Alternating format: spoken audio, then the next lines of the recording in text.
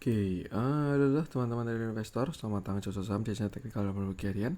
Seperti biasa, hari ini hari Senin 11 September 2023, hari yang sangat menarik. Market rebound dengan kuat, dengan candle yang solid, dan seperti biasa, nanti kita akan mengenai IHSG dan juga beberapa saham pilihan yang menarik-menarik. Sebelumnya, buat teman-teman yang mau kasih tip, support, maupun donasi untuk cocokan saham, bisa cari klik link sosial base deskripsi, dan teman-teman bisa kasih tip, support, maupun donasi untuk cocokan saham, dan juga saran pribadi untuk saya. Terus buat teman-teman yang bertanya ketika saran, silahkan sampaikan aja, bisa via DM Instagram maupun komen YouTube. Dan insya Allah setiap pertanyaan teman-teman pasti sejawab kalau ada waktu. Lanjut, jangan lupa support terus channel saham dengan cara komen dan subscribe. Karena support channel gratis, tinggal klik aja. Tapi sangat berarti buat konten kata sisa ini. Jangan lupa juga nyalakan notifikasinya karena ada konten setiap hari di cocokan saham. Sini buat harian, Sabtu dan Minggu, konten spesial. Kita langsung masuk ke transaksi. Di mana kemarin, hari ini ya, transaksinya 11,1 T dengan pergerakan asing hari ini net buy. Jumlahnya totalnya totalnya 891 miliar. Itu dominan di pasar nego, tapi regulernya net sell 222 miliar, sedangkan di pasar nego ada net buy 1,1 triliun. Market menguat, saham-sahamnya juga pada ikut, second linernya ya. Dan kita langsung masuk ke saham-saham yang dibeli asing aja. Ada AMMN 195,2 miliar, Bukalapak 47,8 miliar, Telkom 47,1 miliar, BBRI 44,9 miliar, BRMS 16,6 miliar, Bumi 14,2 miliar, SMGR 9,7 miliar, JSMR 9,6 miliar, Unilever 8,9 miliar, BRPT 7,7 miliar, MAPA 7,7 miliar, S1 6,1 miliar, Alfamart 5,1 miliar, BRIS 4,8 miliar, Tower 4,3 miliar, Indosat 4,3 miliar, Sido Muncul 3,8 miliar, Silo 3,5 miliar, SMSM 3,1 miliar, Astra 3,1 miliar, Auto 2,7 miliar, CTRA 2,3 miliar, MTEK 2,2 miliar, dan Mitratel 1,2 miliar.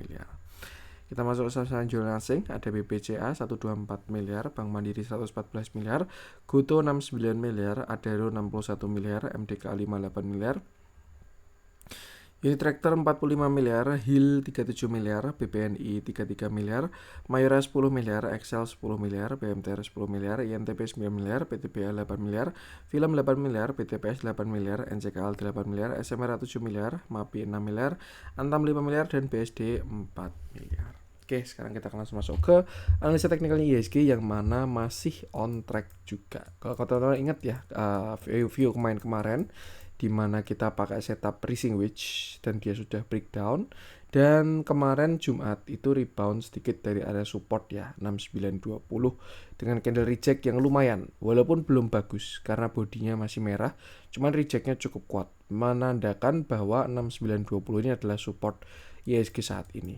Dan hari ini IHSG melanjutkan penguatan naik 0,56%. Satu hal yang bagus adalah candlenya sangat solid tanpa perlawanan sama sekali. Cuman ini view-nya masih sama ya, selama dia belum higher high alias belum breakout 7020, maka kenaikannya adalah pullback untuk turun lebih dalam. Kalau kita mau pakai view head and shoulder ya, skenario head and shoulder, bisa aja ini shoulder kiri head dan ini calon bikin shoulder kanan. Kenapa kok saya bilang kayak gitu? Karena selain dari rising wedge, ini juga didukung dengan sebuah bearish divergence di mana harganya ke atas dengan indikator ke bawah. Jadi memang momentumnya agak kurang oke untuk naik. Cenderung ada arah untuk koreksi terlebih dahulu seperti itu. Cuman ya biarkan market yang mengkonfirmasi. Intinya untuk sekarang, selama dia tidak higher high atau tidak breakout 7020, maka kenaikannya adalah pullback untuk turun lebih dalam selama tidak jebol 7020. Tapi kalau dia breakout 7020, maka retracement sudah selesai dan dia siap melanjutkan uptrendnya membentuk sebuah higher high. Artinya untuk sekarang perhatikan 7020 untuk trigger saat ini. Sedangkan untuk support kita masih bisa gunakan 6920 sampai 6900 sebagai support 1 dan support 2-nya di 6870 sampai 6850. Dan yang penting sama, selalu batasi resiko aja. Kalau kita perhatikan Jumat juga sudah keluar dari sideways, selain itu juga sudah mulai membentuk uptrend ya, menggunakan moving average maupun trend biasa. Jadi ya biar marketnya mengkonfirmasi. Oke. Untuk IHSG kita langsung masuk ke saham pilihan. Kita mulai dari yang dijualin asing dulu. Saya pengen bahas Goto. Kalau kita lihat temennya si Bukalapak naik tapi Goto turun ya. Jadi ini bukan sektoral alias bukan tekno tapi grup konglomerasi, yaitu grupnya MTech. Oke, kita bahas Goto, di mana hari ini Goto turun 4,30%. Candlenya cukup solid walaupun ada reject ya, dengan volume yang ada ya, terlihat membesar dia. Terakhir Goto, kita menggunakan setup falling wedge pada tanggal 28 Agustus dengan target naik itu ada di area 98. Dia sudah menyentuh reject sekali dan kemarin sempat ada skenario update yaitu inverted head and shoulder, di mana ini shoulder kiri, head shoulder kanan. Sangat disayangkan jatahnya breakout 7 September itu rejectnya kuat banget, mengindikasikan bahwa seller sangat kuat di area 98. Dia reject kuat dan akhirnya hari ini melanjutkan penurunan. Satu hal yang kalau kita perhatikan juga, Goto sudah membentuk yang namanya lower low ya, high low, same high, lower low. Artinya ada arah koreksi untuk Goto saat ini, seperti itu. Nah, PR sekarang dia tidak boleh jebol area 83. Selama nggak jebol 83, ini adalah pullback untuk bikin kaki kedua. Tapi kalau misalkan dia jebol 83, artinya downtrendnya masih kuat. Dia membentuk lower low dan seller masih menang, seperti itu. Jadi itu untuk sekarang perhatikan aja area supportnya 84 sampai 83. Bahkan dia sampai all time low pun juga nggak masalah ya, 81 itu sudah area kuat dari si Goto. Selama nggak jebol area itu tadi 83 sampai 81 harusnya masih oke. Tapi kalau misalkan dia masih jebol 81, maka artinya Goto downtrendnya masih kuat karena dia masih membentuk lower low. Karena kalau kita zoom out ya, ini kan saham downtrend si Goto ini, dan kemarin sempat sideways cukup lama, sejak Desember 2022 dia bottom sampai sekarang sudah bulan September ya. Dan kalau dia jebol 81 artinya dia masih melanjutkan penurunannya. Jadi ya itu yang penting sama batasi resiko aja. Kita lihat transaksinya, price action jelek, transaksi juga kurang bagus. Untuk hari ini terjadi big distribusi, small big reject kuat, merespon EMA 50 dan ya gunakan area tadi. Itu untuk Goto. Saya lanjutkan, saya pengen coba cek si perwakilan batubara. Kita bahas satu ya, kita bahas Adaro-nya yang hari ini spreadnya pun juga lumayan. Kalau kita perhatikan sebenarnya hari ini jatahnya komoditas koreksi ya, yang naik pada saham-saham tekno. Oke, kita bahas Adaro, di mana hari ini Adaro turun 3,11%. Candlenya solid, volumenya pun juga cukup besar. Terakhir Adaro bottom di 2000, naik higher low higher high, higher low higher high, higher low higher high. Higher high-nya di breakout 0,5. Jadi sebenarnya most likely ada target ke 1, sekitar 3160. Kenapa kok seperti itu? Karena 0,5 tambah 0,5 sama dengan 1. Terakhir dia sempat reject dari area pullback 0,618 sampai 0,786, tapi lanjut membentuk sebuah higher high sampai kemarin di 2950. Seperti itu. Dan ya, kalau kita perhatikan ini sebenarnya berpotensi untuk membentuk bearish divergence ya. Mungkin kita bisa ke intraday seperti 4 jam di mana indikatornya ke samping sedangkan harganya ke atas. Artinya apa? Ada potensi bearish divergence dari si Adaro. Dan ya, dia ada arah untuk koreksi terlebih dahulu sampai ke area supportnya di sekitar 2590. Itu. Selama nggak jebol yang 2590 harusnya Adaro oke. Tapi kalau misalkan dia menyentuh 2590 lalu masih jebol juga, maka dia bakal uji neckline di sekitar area 2500. Seperti itu. Yang sebelumnya resist bakal diuji sebagai support apakah dia kuat menahan. Seperti itu. Artinya itu sekarang perhatikan 2590, baru setelah itu di area 2500. Nah, kalau kita lihat transaksinya, hari ini price action kurang bagus, transaksi pun juga auto jelek. Terjadi big distribusi walaupun ke belakang ada akumulasi. So far masih membentuk sebuah uptrend ya pada rebound kemarin, cuman ya itu sudah mulai masuk area kuat. Jadi ya kalau punya barang perlu pasang TS, kalau belum punya barang amannya wait and see dulu, tunggu konsolidasinya. Dan yang penting sama selalu batasi resiko aja. Itu untuk Adaro. Saya lanjutkan, kita cari yang ada spread yang menarik kita bahas. Kita masuk ke yang dibeli asing deh. Oke, saya pengen update view-nya Bukalapak yang memang cincai. Happy cuan untuk semua yang mengeksekusi atau membeli Bukalapak ya, baik di grup maupun di YouTube sering saya share ya. Dan ya, kita bahas saja Bukalapak di mana hari ini dia berhasil naik 5,69%. Candlenya sih kalau saya bilang masih cukup solid ya, walaupun rejectnya sekitar sepertiga. Kalau sudah 50-50 itu sudah kurang bagus. Tapi kalau misalkan shadow-nya lebih kecil daripada bodinya itu masih agak mendingan lah. Intinya dia reject masih sepertiga, jadi ya so far so good walaupun sudah mulai muncul sellernya. Disertai dengan volume yang cukup besar. Terakhir Bukalapak dia bottom all time low di 193. Setelah itu dia mencoba reversal terus-menerus membentuk higher high. Higher low, higher high, higher low, higher high, higher low, higher high, higher low, higher high, dan akhirnya dia membentuk higher high pada structure yang lebih besar. Di sini ada uptrend kecil ya, higher low, higher high, higher low, higher high, higher low, higher high, structure lebih besar. Higher lagi, same high, higher low lagi, dan akhirnya higher high lagi. Terlihat adanya sebuah uptrend pada view kecilnya si Bukalapak. Tapi kalau kita perhatikan bigger view-nya, Bukalapak ini masih downtrend dan saat ini dia sedang berada di area persimpangan antara perubahan tren yang mana yang slope paling lemah. Kalau kita perhatikan sedikit flashback ya, ketika dia IPO downtrend kuat, downtrend mulai melemah, semakin lemah dan akhirnya lemah.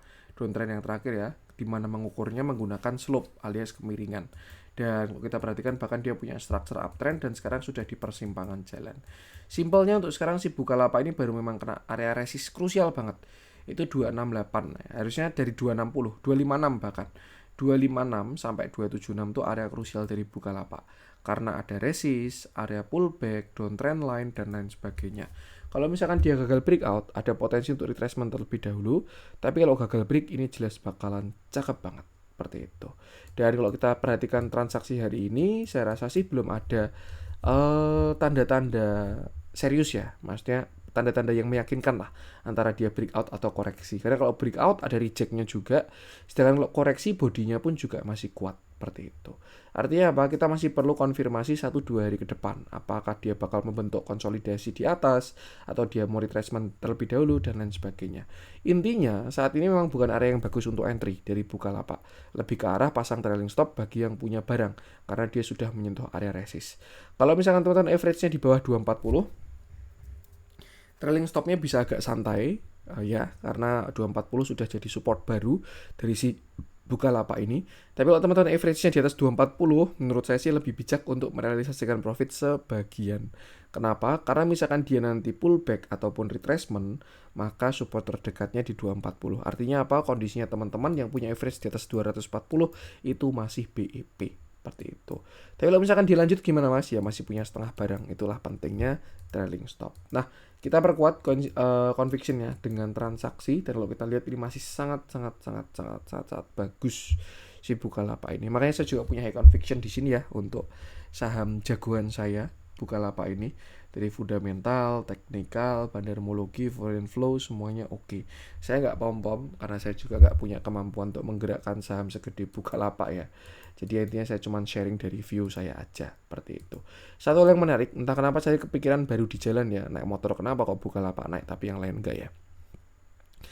Walaupun kalau kita lihat reportnya Sekuritas, tadi kebetulan saya lihat salah satu reportnya Sekuritas untuk Bukalapak. Jadi intinya salah satu segmen yang menopang Bukalapak itu itemku. Ternyata itemku itu afiliasinya Bukalapak dan dia menyumbang pendapatan yang besar untuk Bukalapak. Saya sendiri pernah jadi konsumen itemku ya, beli item buat Valorant itu, game online. Dan ya kalau saya perhatikan juga masih belum seketat e-commerce yang lain. Kalau dari yang khusus garap niche game baru sedikit untuk marketplace-nya. Salah satunya si itemku itu. Artinya persaingannya masih bagus. Cuman ya kalau kita perhatikan dari reportingnya juga memang adanya peningkatan pendapatan yang disumbang oleh segmen itemku tadi. Tapi satu hal yang lebih menarik ya, ini saya agak kepikiran gitu kayak di jalan, kenapa kok kira-kira Bukalapak ini naik ya.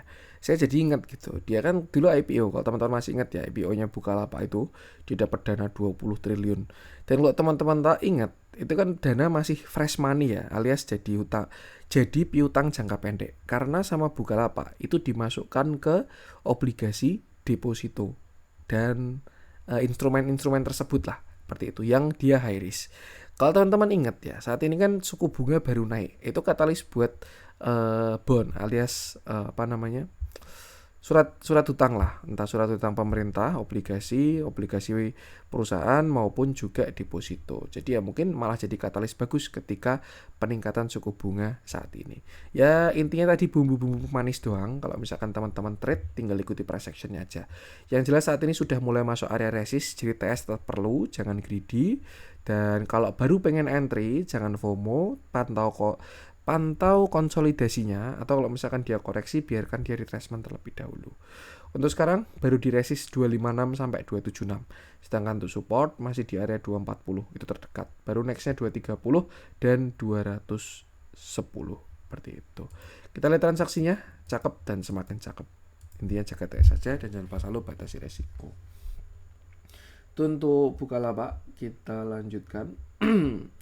Saya pengen coba bahas si Esadware. Nah, kita coba ikut bahas ya. Kebetulan di grup CCS baru cukup ramai ya Esadware.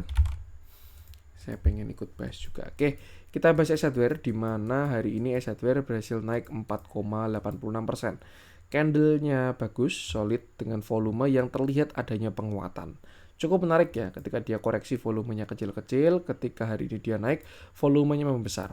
Terakhir Esadware tadi view-nya ya, sebelumnya kita dia reversal di sini menggunakan ascending atau apapun itu dan menguat sampai sekarang. Kalau kita perhatikan sebenarnya Esadware ini slope-nya sudah mulai melemah ya, karena yang sebelumnya kenaikannya itu seperti ini.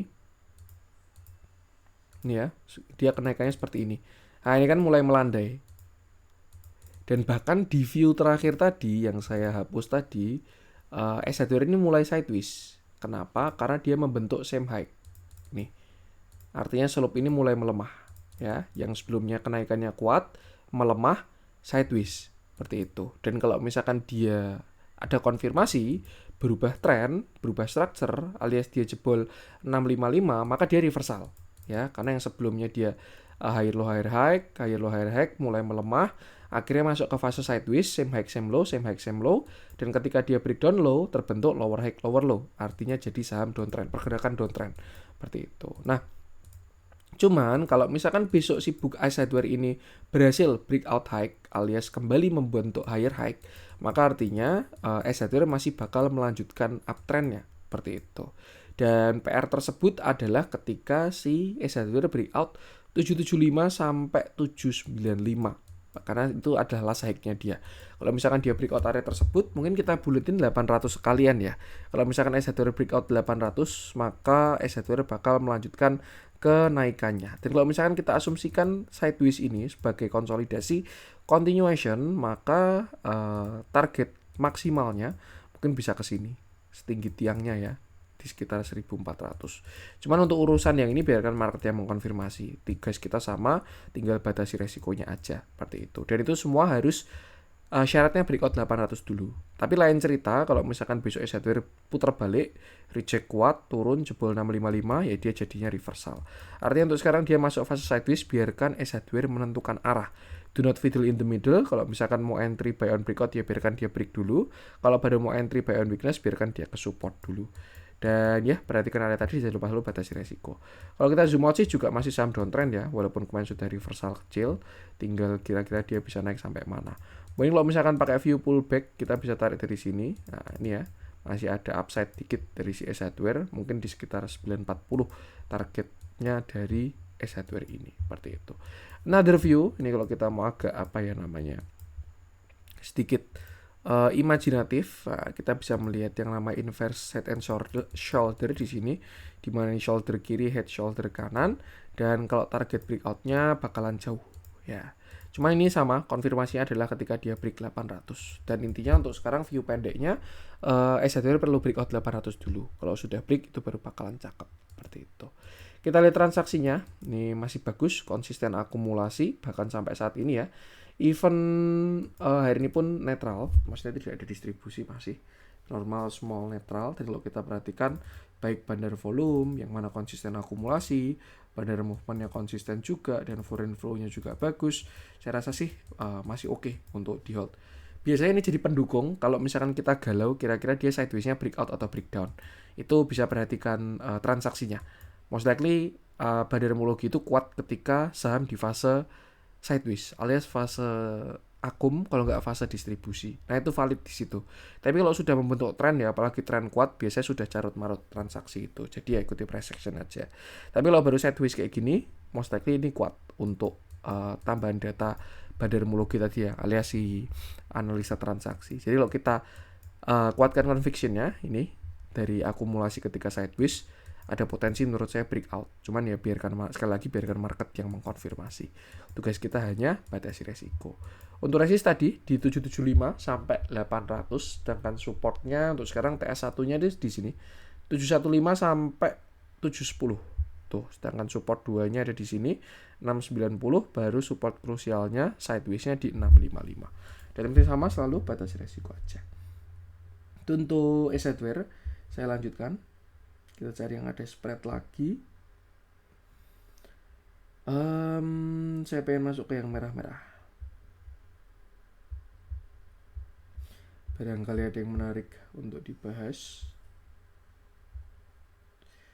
Kurang ada yang menarik, spreadnya kecil-kecil, merah-merah hari ini. Saya pengen masuk ke yang hijau aja langsung. Masih didominasi oleh saham-saham small cap. Saya pengen update view-nya INKP. Ini sebenarnya masih on track ya, cuman entah kenapa ini mulai rame lagi. Jadi ya nggak apa, kita ikut bahas aja.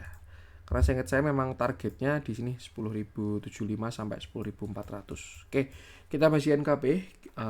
Di mana hari ini INKP berhasil naik 7,94%. Candle-nya sangat solid dan volumenya bagus banget. Menguat dan diikuti dengan volume yang menguat juga. Terakhir INKP dia bottom di 6725, naik sampai 0,382. Turun lagi bikin kaki kedua, same low ya ini asumsinya, dan dia berhasil reversal menggunakan double bottom. Bottom 1, bottom 2.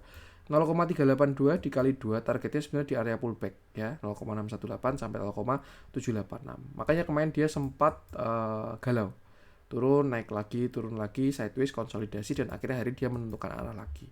Seperti itu. Dan ya, ini melanjutkan view kemarin di mana INKP ini bakal uji high itu di area 10.400. Dan kalau dilihat dari volume hari ini sebenarnya ganteng banget INKP ini. Dan kalau misalkan INKP sampai berhasil breakout 10.400, maka targetnya adalah di 12.200 sampai 13.500. Itu kalau berhasil breakout 10.400. Itu target dari Fibonacci. Kalau misalkan kita menggunakan chart pattern ya, kita asumsikan di sini adalah sebuah cup and handle atau structure higher low higher high, maka targetnya setinggi cup-nya, dan ya by chart pattern dia ada arah ke sekitar 17.000, bahkan breakout high yang lebih besar seperti itu. Cuman ya untuk yang terdekat kalau dia break 10.400 sih saya rasa 12.000 dulu ya. 12 sampai 13.500 dulu. Itu kalau dia break 10.400. Tapi kalau dia masih melanjutkan penguatan ya tinggal ke targetnya tadi, seperti itu. Nah, untuk sekarang support masih cukup jauh ya, itu di 9.500-an. Jadi jangan FOMO juga kalau misalkan mau buy on breakout, pastikan setupnya aman. Jadi kalau misalkan kena false itu ada antisipasinya seperti itu. Dan ya, yang penting sama selalu batasi resiko aja. Kita perhatikan transaksinya, rebound dari moving average, artinya uptrendnya masih merespon. Transaksinya pun juga sangat bagus, diborong sama si CC ini. So far so good, nggak ada masalah sama sekali, tinggal ya batasi resiko aja dan jangan FOMO. Oke, itu dulu untuk konten hari ini, semoga bermanfaat. Mohon maaf kurang-kurang ide saya, jangan lupa support terus, jangan lupa dengan cara like, comment, subscribe, karena support itu gratis tapi sangat berarti buat konten kreator bisa ini. Sekian dari saya dan salam cuan.